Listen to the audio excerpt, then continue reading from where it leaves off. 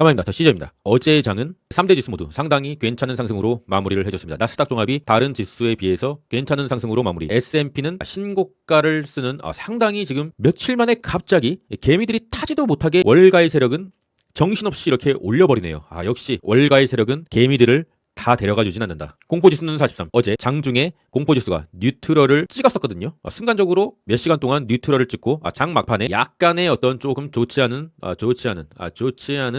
상황을 맞이해서 공포지수는 다시 피어의 단계로 돌아섰는데, 제가 어제 영상에서 말씀드렸던 근본 나스닥의 단기적인 고점은 공포지수가 뉴트럴에 도달하는 시기일 것이다 라고 말씀드렸죠. 어쩌면 현재 나스닥 선물도 좀 좋지 않은 상황을 보여주고 있는데, 오늘은 매수를 하지 않는 것이 좋지 않겠느냐, 약간의 조정을 조금 예상하고는 있습니다. 오늘 밤이요. 푸드크롭션 0.68, 의미는 없지만 지지선을 그어보면은 계속적으로 지지를 받고 튕기는 푸드앤콜옵션의 차트고요. 푸드앤콜옵션이 일단 0.70 밑으로 내려갔다는 것은 상당히 좀 괜찮은 신호긴 하나, 가파르게 내려갔기 때문에 다시 한번 이렇게 조금 상승을 좀 보여줄 수가 있다. 푸드앤콜옵션이 올라가면은 주식은 좀 내리는 반비례의 관계입니다. 금일의 일정은 장후에 속스레 상당히 많은 비중을 차지하고 있는 텍사스 인스트루먼트의 실적 발표고, 텍사스 인스트루먼트가 실적이 또 좋게 발표가 되면은 속스레 또 한 번의 탄력을 주지 않을까, 저는 좀 그렇게 예상을 하고 있고요. 그리고 내일, 문제는 내일이죠. 내일 일본의 금리 결정, 시장은 0.25%에 인상하는 0.5 예상을 하고 있고요. 일본의 금리가 오른다는 것은 시장에 이미 반영이 됐고, 그렇다 하더라도 일본이 금리를 올린다고 하는 것은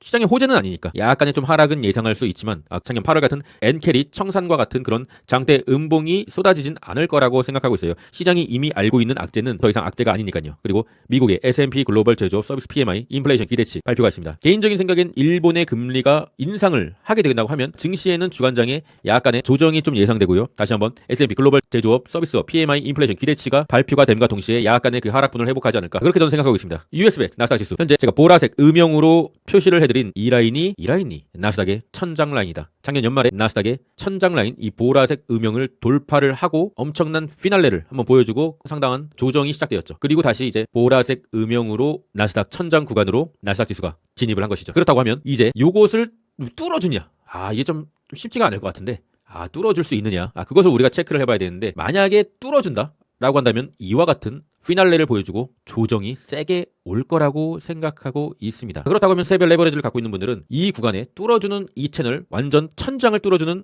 안드로메다로 나스닥이 올라가게 된다면 세별 레버리지의 물량을 약간 익절을 좀 하시는 것을 추천드리고요. 그러나 이 천장 라인을 뚫지 못하고 저항을 받거나 오늘부터 급락을 보인다고 한다고 하면 나스닥은 엔캐리 청산과 강한 지지선으로, 최근도 지지선으로 작용을 했던 이 보라색 라인까지 열어두시고 다음 춤에는 보라색 라인에서 하겠다, 이렇게 작전을 세우시고 급하게 오늘 하락한다고 추매를 받는 것은 아니라고 생각하고 있어요. 현재는 보유 물량만 간수를 하고 너무 기분이 좋으시다 라고 한다면 약간의 부분 익절을 추천드립니다. 스토캐스틱은 K값이 D값을 위에서 아래로 터치할랑 말랑하는 좀 위태위태한 모습. 스토캐스틱은 과매수의 상태입니다. TQ도 똑같은 대응. 스토캐스틱은 과매수로 진입을 하였고요. 빨간색 라인 TQ의 단기적인 고점을 의미하는 빨간색 라인에 터치를 하고 어제 살짝 내려왔죠. 그리고 빨간색 라인을 넘긴다, 이렇게 넘긴다고 하면은 다시 한번 여기는 천장 라인을 뚫는 기간, 단타로 매수를 하는 것은 말리지 않겠으나 보유자의 영역으로 들어가고 있는 것이죠.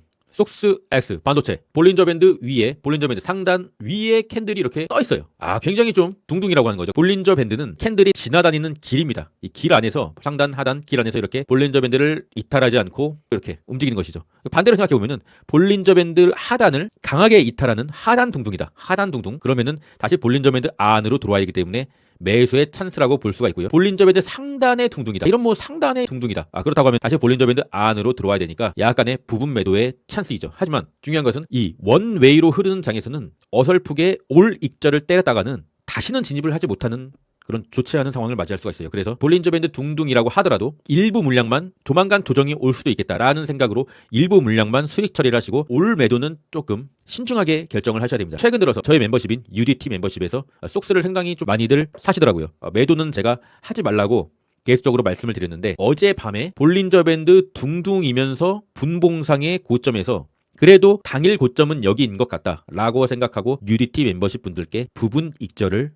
승인했습니다. 그리고 이제 장 마감을 보니까 부분 매도를 승인했던 고점 부근보다는 약간 좀 내려오고 오늘도 조금 좋지 않다. 일단은 제가 보는 속슬 반도체는 빨간색 라인이죠. 이 빨간색 라인이 이 반도체의 근본의 랠리의 한계이지 않을까, 만약에 이 빨간색 라인을 반도체 1배지수 속스X가 넘겨준다고 하면은 이때는 뭐 그냥 우주로 승천하는데 그런 일은 주식에서 1년에 몇 번 일어나지 않는 기간이고 단기적으로는 여기로 조금 좀 목표가를 잡아오는 게 좋지 않겠느냐. 그렇다고 하면은 속스의 단기적인 목표가는 조금 더 위로 갈 수 있게 되겠죠. 하지만 일단은 볼린저 밴드 둥둥은 위험한 캔들이다. 그래서 속스를 지금 매수하실 분들은 조금 좀 기다렸다가 그대로 올라가면은 그냥 내 것이 아니다 놓아주시고, 그래도 매수를 계속적으로 하고 싶은 분들은 조금 기다렸다가 사시는 것을 추천드립니다. 보유자의 입장으로 봤을 때는 약간의 분할 매도는 괜찮으나 올 매도는 하지 말고 어느 정도 물량은 가지고 계셔라 라고 정리할 수가 있겠습니다. 테슬라 그래도 21선을 좀 터치하는 모습인데 일단 빨간색 선은 유지를 해주기 때문에 저는 뭐 급하게 생각하지 않고 홀딩하고 있습니다. 저는 테슬라 레버리지는 없고요. 테슬라 본주만 약간 100% 이상 넘게 수익 중입니다. FNG도 볼린저 밴드를 터치하고 상승분을 반납하면서 끝났고요. 그래도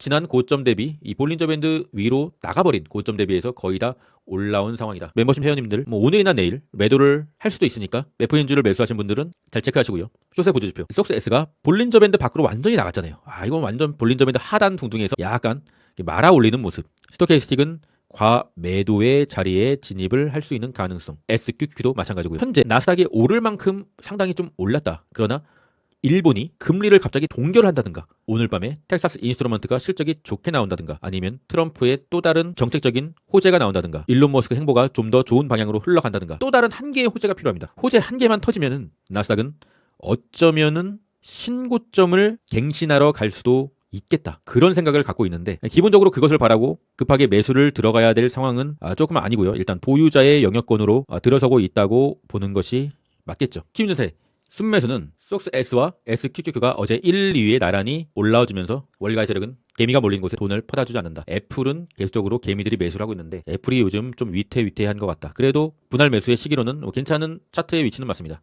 코인의 공모지수는 75. 오늘 비트코인이 좀 좋지가 않은데 비트코인이 고점, 신고점을 윗꼬리로 갱신을 하고 다시 한번 이 파란색 그리고 보라색 이 채널로 들어와줬다는 것은 좋진 않죠. 당연히 좋진 않고 지지선은 보라색 라인 한 100K 라인으로 잡아보는 게 좋지 않겠느냐. 단기적인 비트코인의 하락이 조금 보이는 상황이고요. 게더리움은 삼각수렴, 이 검정색 상단, 검정색 하단에 이 삼각수렴의 이제 하단에 위치를 하고 있습니다. 이 삼각수렴의 라인을 벗어나게 된다고 하면 조금 더 이때와 같은 하락이 좀 예상되는데 오늘 밤 무조건 좀 지켜줘야 되는 자리인데 계속적으로 좀 좋지가 않네요. 어제 영상에서도 말씀드렸다시피 저는 게더리움을 추가 매수를 현재 고려하지는 않고 있습니다. 일단 물량을 좀 가지고 있는 게 있기 때문에 그 물량만 가지고 가면서 상승이 오면은 그 물량을 정리할 기회를 노려보겠습니다. 현재는 상황은 이더리움은 좀 좋지가 않습니다. 코인베이스 검정색 그어드렸죠. 검정색 라인이 강한 저항대다. 검정색 라인을 터치를 하자마자 하락이 나오고 있는 상황이고, 그래도 간격은 많이 남아있지만 중앙 이평선이 약간 돌리고는 있어요. 추가적인 하락이 나와서 캔들이 이평선을 터치하고 지지받는 흐름이다라고 한다면 매수를 받아볼 수는 있을 것 같습니다. MSTR 같은 경우는 트럼프의 취임 직전 1만 1000 BTC를 매수. 계속적으로 비트코인을 매수하고 있는데 사실은 1만 1000 BTC는 상당히 많은 수량이긴 한데 MSTR이 갖고 있는 전체 비트코인의 수량 대비해서는 뭐 그렇게 많다고는 볼 수 없어요. 얘네들은 그냥 계속 매수하는 거예요. 제가 봤을 때 시간이 많이 흐른 뒤긴 하겠지만 비트코인 시즌이 끝나면은 마이크로 스트래티지는 진짜 미친 듯이 내릴 것 같습니다. 이렇게 오바스럽게 계속적으로 매수를 하는데 어쨌든 비트코인의 시즌이 끝나지 않고 비트코인 차트가 무너지지 않으면 괜찮겠지만 이거는 이제 기업이잖아요. 상당히 좀 나중에는 진짜 개같이 내릴 것 같다. 거의 상패 수준으로 내릴 것 같다. 그런 생각이 들고요. 그래도 마이크로 스트래티지의 차트도 약간 20선은 약간 틀었어요. 그리고 지지라인은 빨간색 올라오고 있는 빨간색 지지선. 스토캐스틱은 K값의 D값을 위에서 아래로 터치. 조금 단기적인 좀 눌림이나 조정이 예상되고 있고요. 더 시저스 멤버십에 90제이님, 크리스님, 커피 의원 상당히 감사드리고요. 자신이 장투 성향이다. 그러면 장기 멤버십, 자신이 단타도 하고 차트도 배워보고 싶다. 그러면은 UDT 멤버십 가입해주시면 최선을 한번 다해보도록 하겠습니다. UDT 멤버십의 단타는 국장도 병행을 하고 있는데 국장의 단타가 제가 제일 잘하는 분야고요. 하지만 그렇게 큰 돈을 하진 않습니다. 왜냐하면 국장은 장기적인 박스권이기 때문에 큰 돈을 투입할 만한 가치가 없는 시장입니다. 하지만 그 박스권에 단기적인 모멘텀을 받는 종목들로만 매매를 하고 있고요. 단기 매매의 승률은 상당히 높은 편이죠. 제가 차트를 보면서 말씀을 드리고 있습니다. 관심 있으신 분들은 고전 댓글 링크를 확인해 주시고요. 인생은 그릇이 큰 사람에게 큰 시련을 준다. 나에게 그런 아픈 일들이 있었던 것은 재수가 없어도 운이 나빠서 그런 것은 아니다. 내가 감당해야 될 사명이 있기 때문입니다. 저 같은 경우는 그릇이 그렇게 크진 않는데 최근 좀 코인장이 좀 좋지가 않아서 시련이 왔네요. 하지만 코인 시드보다 훨씬 더 큰 시드는 미장이 여전히 가지고 있고요. 시드를 분산 투자를 하고 장기 투자 계좌, 단기 투자 계좌를 나눠주시는 게 좋아요. 이 시드는 미장을 제일 크게 가져가시고 그 다음 이제 비트코인, 그 다음에 알트코인이나 국장 이렇게 운영을 하시면은 크게 망할 일은 없다. 현재까지의 제 포트는 그렇게 구성을 하고 있고요. 항상 리스크를 대비하면서 제일 큰 시장에 많은 돈을 넣고 그 다음 작은 시간엔 적은 돈, 그 다음 작은 시장에는 더 적은 돈 이렇게 하셔야지, 그걸 반대로 이렇게 하시면은 상당히 좀 좋지가 않다. 계획적으로 포트폴리오를 연구해 보시길 바라겠습니다. 그럼 전 끝까지 하겠습니다. 이상입니다.